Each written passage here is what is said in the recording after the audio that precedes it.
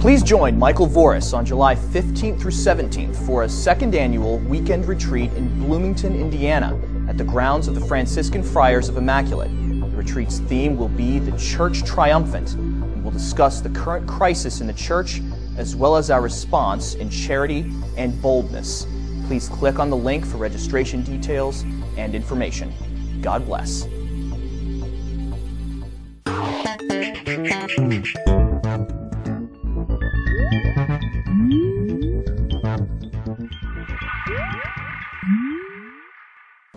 Hello everyone, and welcome to the Vortex, where lies and falsehoods are trapped and exposed. I'm Michael Voris, reporting to you this week from Dublin, Ireland. We're here in Ireland for a week, specifically Dublin, thanks to the generosity of a parish having us over to speak at their Sacred Heart Novena and to an assortment of various other groups. Following one of the masses this past week, a very old, kindly priest came up to me, Father Michael, and said thank you for speaking so clearly about the faith.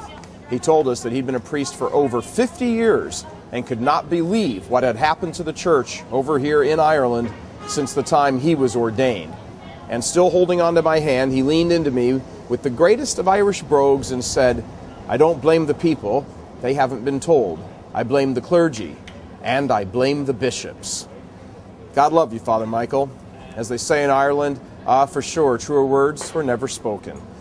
We hear that from good holy priests everywhere we go, but they always say it in whispers, just in case the lavender mafia or the progressive modernist clerical crowd is within earshot. We also see evidence of it everywhere we go. We see evidence of it everywhere we go. Immediately after that Mass, we were whisked off to a local watering hole where a large group of young adult Catholics were meeting to welcome us to Ireland. They were, and are, a great group, and many of them came up to us afterwards with overwhelming enthusiasm and thanked us exuberantly for all of our efforts. One young lad, I'd say around 24, hung back and finally came up and introduced himself. Call him Ryan. Wonderful chap. And our conversation is yet another example of everything that is wrong in the church these days. And there is no other reaction a faithful Catholic can have other than justifiable anger.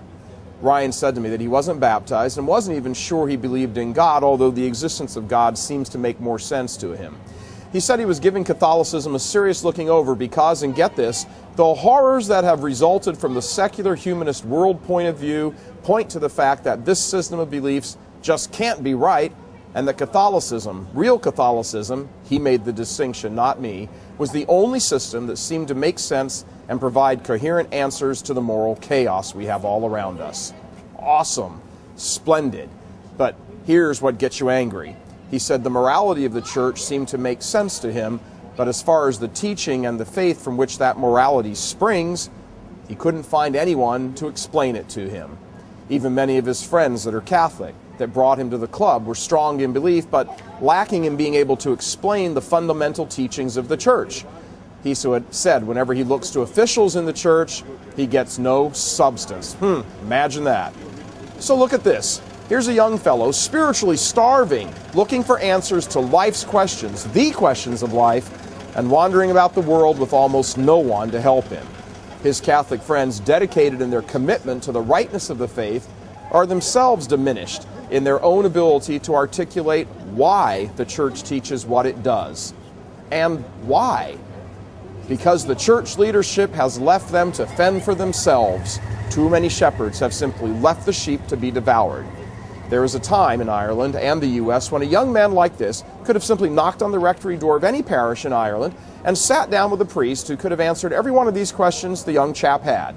Now, here in Ireland and the United States as well, he'd knock on the door, be told to come back after scheduling an appointment with an ex-nun or feminist religious ed director who would tell him not to be so judgmental about all the immorality he sees around him. As a matter of fact, she'd probably say half of it isn't really immoral or a sin anyway.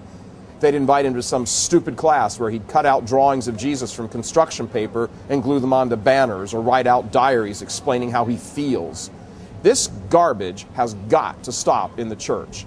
This young man deserves to hear the truth, the whole truth, and nothing but the truth. In fact, he's demanding it. As well he should.